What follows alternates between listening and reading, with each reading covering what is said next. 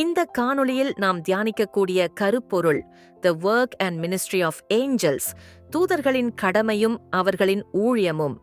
தூதர்களின் ஊழியம் பல்வேறு பரிமாணங்களைக் கொண்டது. தூதர்களுக்கு விண்ணகத்திலும் ஊழியம் உண்டு, இந்த உலகிலும் ஊழியம் உண்டு. பரலோகத்தில் தூதர்கள் கடவுளுக்கு எப்படி ஊழியம் செய்கிறார்கள்? பரலோகத்திலிருந்து அவர்கள் விசுவாசிகளை எப்படி பார்க்கிறார்கள்? அதே நேரத்தில் இந்த உலகத்தில் அவர்களின் பணி என்ன? இந்த விஷயங்களை நாம் 3 பகுதிகளாக பிரித்து ஆராயலாம். 1. தேவ ஜனங்களுக்கு தேவதூதர்கள் செய்வதான ஊழியம். 2. இஸ்ரவேல் ஜனங்களுக்கு தூதர்களுக்குரிய பணி. 3. உலக மக்களுக்கு தூதர்களின் கடமை.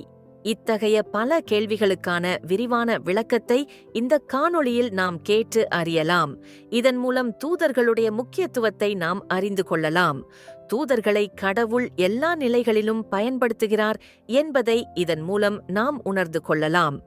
ஆண்டவராகிய இயேசு கிறிஸ்து நாமத்தில் உங்களுக்கு என்னுடைய அன்பின் வாழ்த்துக்கள். என்னுடைய செய்திகளை கிரமமாக கேட்டு வருகிற உங்களுக்கு என்னுடைய நன்றியை தெரிவித்துக் கொள்கிறேன். இந்த செய்திகள் உங்களுடைய ஆவிக்குரிய வாழ்க்கைக்கு பயனுள்ளதாக இருக்கிறது என்று நீங்கள் கருதினால் இந்த காணொலியை மற்றவர்களுக்கு அறிமுகம் செய்து வைக்கும்படியாக உங்களை அன்போடு கேட்டுக்கொள்கிறேன். கர்த்தர் மகிமைப்படுவாராக. கடந்த 2 காணொலிகளில் நாம் தியானித்த காரியம் என்னவென்றால் தேவதூதர்களை பற்றியுள்ள காரியங்களை தியானித்தோம். முதல் காணொலியில் நாம் தியானித்த காரியம் என்னவென்றால் கடவுள் தேவதூதர்களை எப்பொழுது படைத்தார், எந்த காலகட்டத்தில் அவர்களை படைத்தார் என்பதை பற்றியும், தேவதூதர்கள் படைக்கப்பட்ட காலத்தை குறித்த 2 வகையான கருத்துக்களை முதல் காணொலியில் பார்த்தோம். அடுத்த காணொலியில் நாம் தியானித்த காரியம் என்னவென்றால் தி நேச்சர் ஆஃப் ஏஞ்சல்ஸ், தூதருடைய இயல்புகள், பண்புகள், கேரக்டர் என்பதை பற்றி பல வகையான குறிப்புகளோடு 2வது காணொலியில் தியானித்தோம். இன்றைக்கு நாம் தியானிக்க போகிற தலைப்பு அல்லது காரியம், சப்ஜெக்ட் என்னன்னா the duties and the ministry of angels, தேவதூதர்களுடைய கடமையும் அவருடைய பணியும் என்பதை குறித்து இப்பொழுது பார்க்கலாம். தேவதூதருடைய பணி, கடமை என்பது மிகப்பெரிய சப்ஜெக்ட். வேதத்தில் உள்ள 66 புத்தகங்களும் அவருடைய பணிகள், ஊழியங்களை குறித்து விரிவாக சொல்லப்பட்டிருக்கிறது. ஆனால் அவற்றை எல்லாவற்றையும் சொல்வதற்கு இங்கு நேரம் பத்தாது. சுருக்கமாக ஒரு சில குறிப்புகளை மட்டும் இங்கு நான் சுட்டிக்காட்ட விரும்புகிறேன். முதலாவது பார்க்கும் பொழுது அவர்கள் தூதர்கள் விண்ணகத்தில் இருப்பவர்கள். They are the resident of heaven. அப்படி அவர் பரலோகத்தில் இருக்கும்போது அவர்களுக்குரிய மிக முக்கியமான கடமை என்னன்னா கடவுளை துதிப்பது. தூதர்களுக்குள்ள மிக முக்கியமான கடமை என்னவென்றால் கடவுளை துதிப்பது. இதற்கு வேதத்தில் பல உதாரணங்கள் இருந்தாலும் ஒரே ஒரு உதாரணம், சங்கீதம் 29:1. பலவான்களின் புத்திரரே, கர்த்தருக்கு மகிமையையும் வல்லமையையும் செலுத்துங்கள், கர்த்தருக்கே அதை செலுத்துங்கள். இதில் பார்க்கும் பொழுது பலவான்களின் புத்திரரே, கர்த்தருக்கு மகிமையையும் வல்லமையும் செலுத்துங்கள் என்று சொல்லப்பட்டிருக்கிறது. அப்படி என்றால் தேவதூதர்கள் கடவுளை துதிக்க அழைக்கப்பட்டிருக்கிறார்கள், உருவாக்கப்பட்டிருக்கிறார்கள். இது போக ஏசாயா 6:3, வெளிப்படுத்தல் 4:8 பார்க்கும் பொழுது தேவதூதர்கள் கடவுளை ஆராதித்ததாக பார்க்கலாம். அடுத்த ஒரு முக்கியமான காரியம் என்னவென்றால் இந்த தேவதூதர்கள் படைப்பின் சிருஷ்டிப்பை குறித்து மகிழ்ச்சி அடைந்ததாக யோபு 38:7 பார்க்கலாம். கடவுள் இந்த உலகத்தை படைத்து முடித்த போது அந்த படைப்பினுடைய மகத்துவத்தையும் மகிமையும் பார்த்து தேவதூதர்கள் கம்பீரித்ததாக பார்க்கலாம். அடுத்தபடியாக இவர்கள் மீட்பின் திட்டத்தை குறித்து மிகவும் சந்தோஷப்பட்டதாக வெளிப்படுத்தல் 5வது அதிகாரம் 11-12 பார்க்கும்போது மீட்பின் திட்டத்தில் இவர்கள் மகிழ்ச்சி அடைந்ததாக பார்க்கலாம். 1 படைப்பில் சந்தோஷப்பட்டார்கள், 2 மீட்பின் திட்டத்தில் மகிழ்ச்சி அடைந்தார்கள். They rejoice in the work of God. அடுத்ததாக பார்க்கும் பொழுது இவர்கள் கடவுளுடைய சித்தத்தை நிறைவேற்றுபவர்கள் என்று நாம் பார்க்கலாம். ஆதியாகமம் 28:12. அங்கே அவன் ஒரு சொப்பனம் கண்டான். இதோ ஒரு ஏணி பூமியிலே வைக்கப்பட்டிருந்தது, அதன் நுனி வானத்தை எட்டி இருந்தது, அதிலே தேவ தூதர் ஏறுகிறவர்களும் இறங்குகிறவர்களுமாய் இருந்தார்கள். அவருடைய முக்கியமான கடமை 1 ஆராதிப்பது, அடுத்தது கடவுளுடைய சித்தத்தை நிறைவேற்றுவது. அடுத்ததாக இவர்கள் கடவுளுடைய கோபாக்கினைக்கு சாட்சியாக இருப்பார்கள் என்று வெளிப்படுத்தல் 14:10 பார்க்கலாம். They are witness to the wrath of God. அடுத்ததாக மிக முக்கியமான குறிப்புன்னா, இவர்கள் பரலோகத்திலிருந்து பூலோகத்தில் என்ன நடக்கிறது என்பதை வாட்ச் பண்ணிட்டே கவனித்துக் கொண்டே இருப்பார்கள் என்பதற்கு 2 முக்கியமான வசனங்களை பார்க்கலாம். அவள் பரலோகத்தில் குடியிருந்தாலும் கூட இந்த உலகத்தில் என்ன நடக்கிறது, விசுவாசிகள் மத்தியில் என்ன நடக்கிறது என்பதை ஆவலாய் பார்த்தார்கள். பவுல் இதை குறித்து 2 இடங்களில் சொல்கிறார். எப்படி என்றால் 1 கொரிந்தியர் 4:9 பார்க்கும் பொழுது, எங்களுக்கு தோன்றுகிறபடி தேவன் அப்போஸ்தலர்களாகிய எங்களை மரணத்துக்கு குறிக்கப்பட்டவர்கள் போல கடைசியானவர்களாய் காணப்பட பண்ணினார். நாங்கள் உலகத்துக்கும் தூதருக்கும் மனுஷருக்கும் வேடிக்கையானோம். அப்போஸ்தலருடைய நிலைமையை குறித்து சொல்லும் போது, நாங்கள் உலகத்துக்கும் மனுஷருக்கும் தேவ தூதர்களுக்கும் வேடிக்கையானோம். அப்படி என்றால் என்ன அர்த்தம்? எங்களுடைய பரிதாப நிலையை மேலுள்ள தேவ தூதர்களும் பார்க்கிறார்கள் என்று, அந்த பரிதாப நிலை அவர்களுக்கும் தெரியும் என்று சொல்கிறார். அப்படி என்றால் இந்த தேவ தூதர்கள் இந்த பூமியில் என்ன நடக்கிறது என்பதை கவனித்துக் கொண்டே இருக்கிறார்கள். இதற்கு இன்னொரு உதாரணம் கூட சொல்லலாம். சபையில் பெண்கள் முக்காடிட வேண்டும் என்பதை பற்றி சொல்லும் பொழுது, விசுவாசிகளின் செயல்களை அவர்கள் மேலிருந்து பார்ப்பாள் என்பதற்கு இதுவும் ஒரு உதாரணம். எப்படி என்றால் 1 கொரிந்தியர் 11:10 பார்க்கும் பொழுது, ஆகையால் தூதர்களின் நிமித்தம் ஸ்திரீயானவள் தலையின் மேல் முக்காடிட்டுக் கொள்ள வேண்டும்.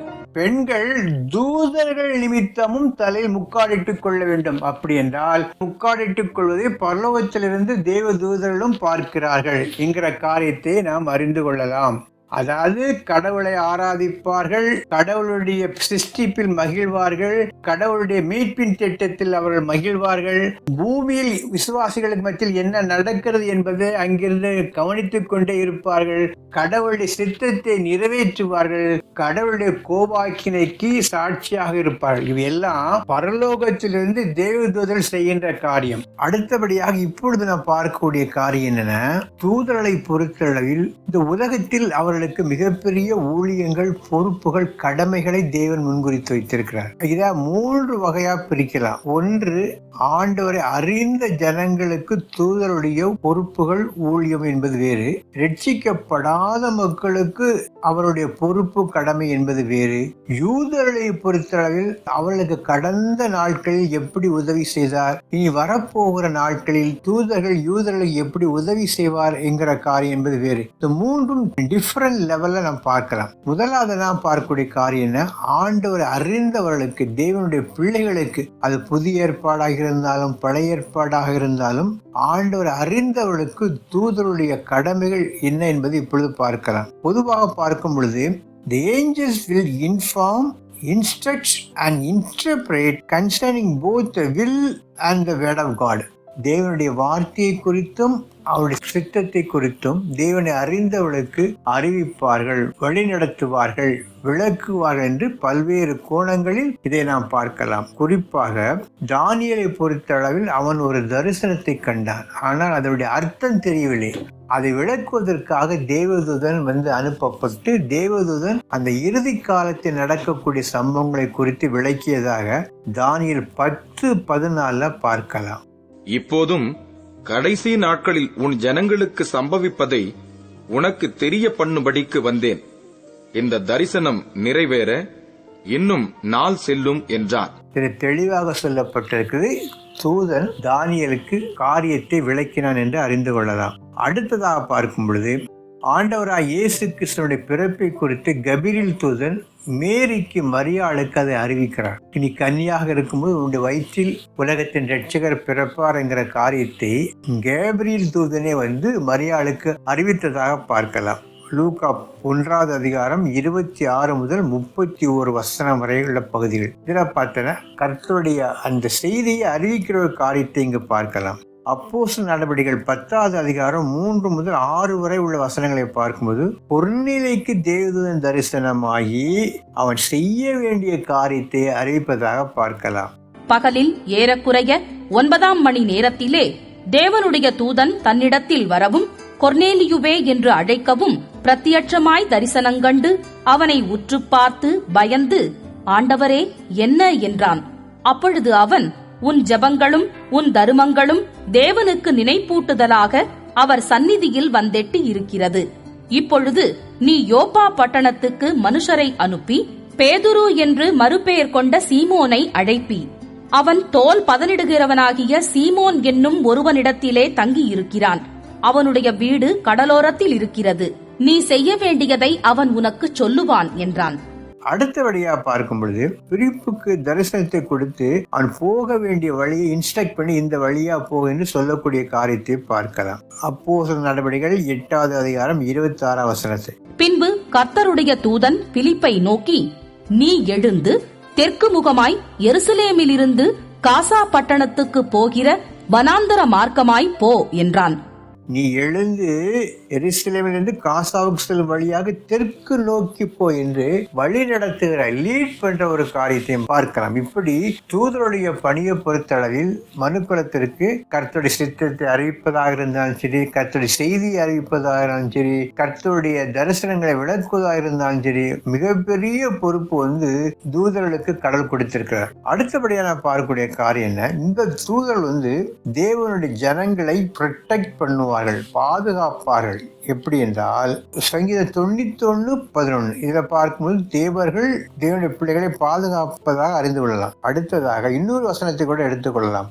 லோத்தை தேவதோடு பாதுகாத்ததாக ஆதியாம புத்தகம் 19ஆம் அதிகாரம் 10-11 பார்க்கலாம். அப்படி என்றால் இவர்கள் தி ப்ரொடெக்ட் காட்ஸ் பீப்புள் என்று அறிந்து கொள்ளலாம். அடுத்ததாக இந்த தேவதூதர்கள் கர்த்தருடைய பிள்ளைகளை ஆறுதல் படுத்துவார்கள்.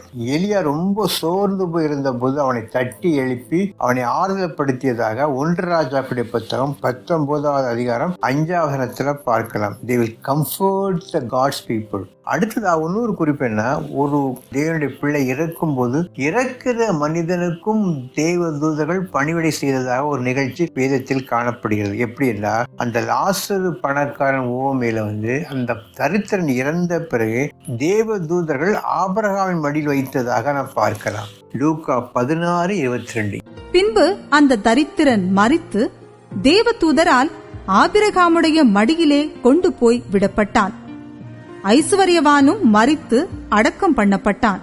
இப்படி அந்த தூதருடைய பணிகள் என்பது வெரைட்டி ஆஃப் பலவித நிகழ்வுகளில் நாம் பார்க்கலாம். அந்த அளவுக்கு தேவனை அறிந்தவர்களுக்கு தூதருடைய பணி என்பது மிகப்பெரிய ஒரு நீண்ட லிஸ்ட் போல புதிய ஏற்பாட்டிலும் சரி பழைய ஏற்பாட்டிலும் சரி காணப்படுகிறது. அடுத்ததாக அவர்கள் நம்மளை பெரிய ஆபத்திலிருந்து விடுதலையாக்குவார்கள். அப்போஸ்தலர் நடவடிக்கைகள் 5வது அதிகாரம் 19ஆம் வசனத்தில் சிறைச்சாலையில் இருந்து அப்போஸ்தலரை விடுவித்ததாக பார்க்கலாம். இது ஒரு சாம்பிளுக்கு சொல்லிட்டேன். இப்படி வேதத்தில் பல்வேறு இடங்களில் தேவதூதர்கள் தேவனை அறிந்தவர்களுக்கு உதவி செய்ததாக, பாதுகாத்ததாக, ஆலோசனை சொல்லியதாக நாம் பார்க்கலாம். அடுத்ததாக யூத ஜனங்களை பொறுத்தளவில் தூதர்கள் மிகப்பெரிய பங்கு வகிக்கிறார்கள். பல இடங்களில் போர்க்களத்தில் உதவி செய்ததாக பார்க்கலாம், அவர்களோடு இடைப்பட்டதாக பார்க்கலாம். புதிய ஏற்பாட்டிலும் யூதர்களுக்கென்று ஒரு மிகப்பெரிய ஒரு காரியத்தை பார்க்கும் பொழுது அதிலும் தூதர்களை தேவன் பயன்படுத்தியதாக பார்க்கலாம்.